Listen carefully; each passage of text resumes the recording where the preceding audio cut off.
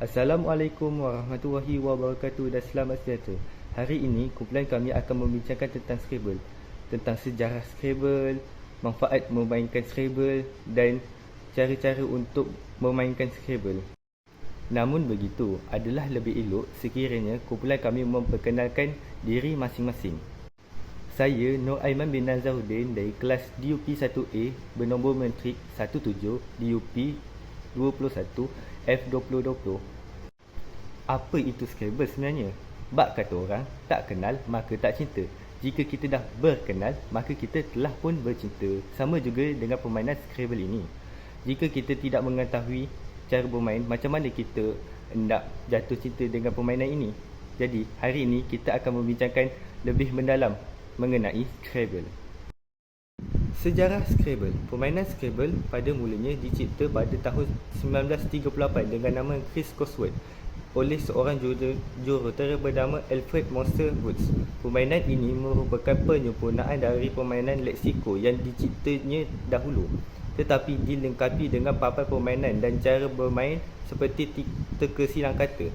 Permainan tetap menggunakan kepingan huruf seperti Lexico yang dibuat daripada hasil perhitungan taburan kekerapan penggunaan huruf dalam bahasa Inggeris yang tertera dalam pelbagai sumber termasuk artikel akhbar The New York Times. Albert Woods menghasilkan sendiri permainan ini dan menawarkannya kepada berbagai pengusaha mainan besar tapi tidak berjaya. Pada tahun 1948, James Bunot membeli hak menghasilkan permainan Chris Cosworth dengan janji membayar satu royalti kepada Boots daripada setiap unit yang terjual. Sebagai pemilik yang baru, Bunot menamakan semula permainannya sebagai Scrabble, sebuah kata dalam bahasa Inggeris yang bererti meraba-raba mencari. Bunot hanya sedikit mengubah kotak-kotak bonus pada papan permainan dan meringkaskan peraturan permainan. Pada tahun 1949, Bunot sekeluarga membuat set permainan Scrabble dalam sebuah bekas bangunan di sekolah yang diubah suai di Newtown. Mereka menghasilkan 2,400 set setahun, tetapi kerugian wang. Scrabble akhirnya mengorak langkah pada tahun 1952 apabila Jack Straw bermain Scrabble ketika bercuti.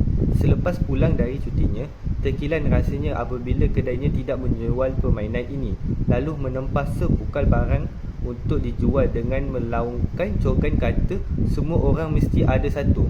Bermaksud, semua orang mesti ada satu Scrabble Go di rumah. Pada tahun 1953, Bunot menjual hak penghasilan permainan Scrabble kepada Slecho and Writer kerana kapasiti produksi tidak mampu lagi memenuhi permintaan. Korang nak tahu tak apa fakta Scrabble yang unik? Nak tahu kan? Jadi jom kita ambil tahu.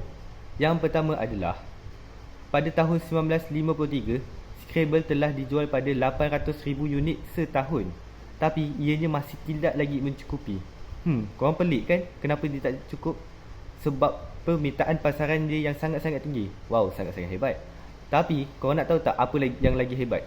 Pada tahun 1954, unit Scrabble telah dijual pada 4 juta salinan setahun.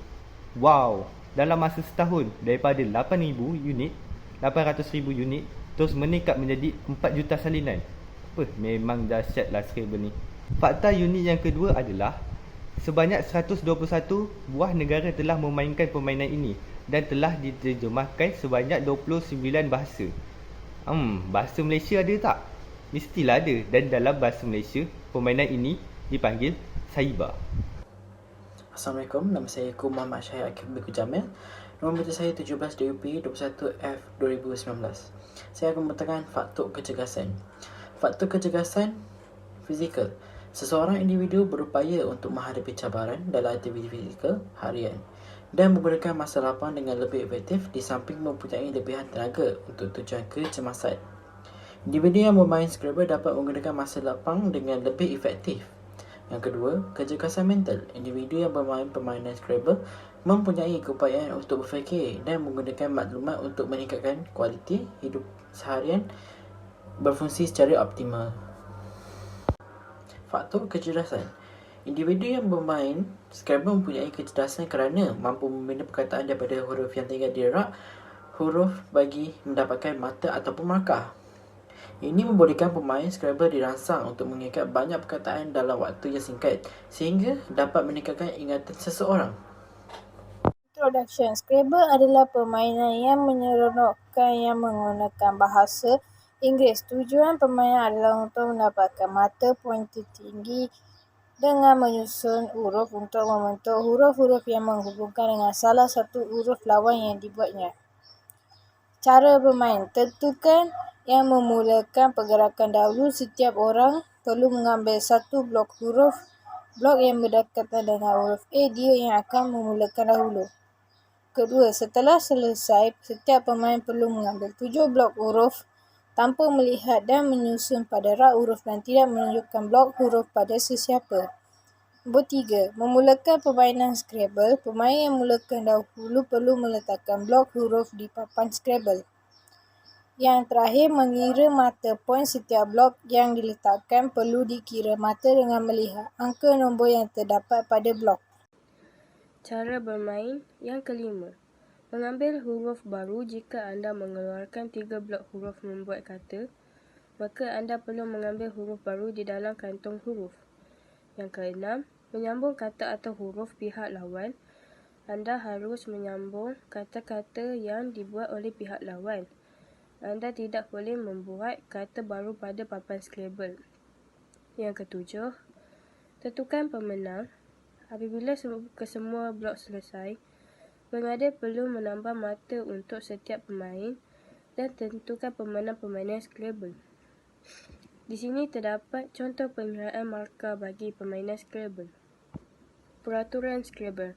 Yang pertama, anda memerlukan sekurang-kurangnya satu lawan.